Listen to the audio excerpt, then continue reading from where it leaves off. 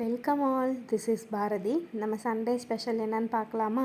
நமக்கு இந்த full fish கிடச்சிருந்துச்சு. அதுக்கு வந்துட்டு மசாலாவை போட்டு மேரினேட் பண்ணியாச்சு ஒரு 1/2 hour. இந்த ஃபிஷ்ஷை நம்ம இன்றைக்கி தவா ஃப்ரை தான் பண்ண போகிறோம்.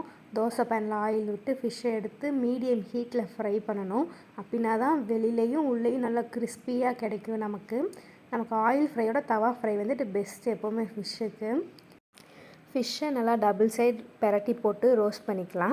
இது கூட நடுவில் இப்படி மசாலாவை கோட் பண்ணணும். அப்படின்னா தான் ஃபிஷ்ஷோட டேஸ்ட்டும் மசாலாவோட டேஸ்ட்டும் நல்லா இருக்கும். எங்கள் வீட்டில் நார்மல் ஃபிஷ்ஷை விட இந்த ஃபிஷ்ஷுக்கு எல்லாருக்குமே ரொம்ப லைக் பண்ணி சாப்பிடுவாங்க. அது ஒரு நல்லா டேஸ்ட்டாக இருக்கும் இந்த ஃபிஷ்ஷு, என்னன்னு தெரில. அது கூட நம்ம ஃப்ரை பண்ணுறப்போ கருவேப்பிலை வச்சு ஃப்ரை பண்ணிக்கலாம்.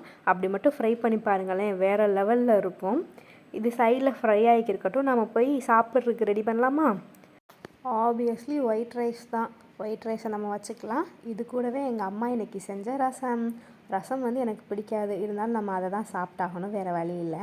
நம்ம ஃபிஷ் ஃப்ரையும் ரெடி ஆகிடுச்சு. அதை எடுத்து பிளேட்டில் வச்சுக்கலாமா?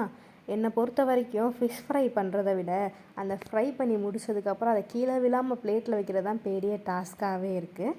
நம்ம அதையும் எடுத்து வச்சுக்கலாம்.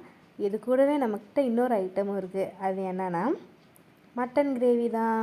மட்டன் கிரேவியும் நல்லா வந்துருந்துச்சு. எனக்கு எப்போவுமே மட்டன் கிரேவியில் இருக்கிற கிரேவி ரொம்ப பிடிக்கும். மட்டன் கிரேவி ரெசிபி வேணுன்னா சொல்லுங்கள், நான் அதையும் போஸ்ட் பண்ணுறேன். இதெல்லாம் தான் நான் சண்டே சாப்பிட்டு என்ஜாய் பண்ணது.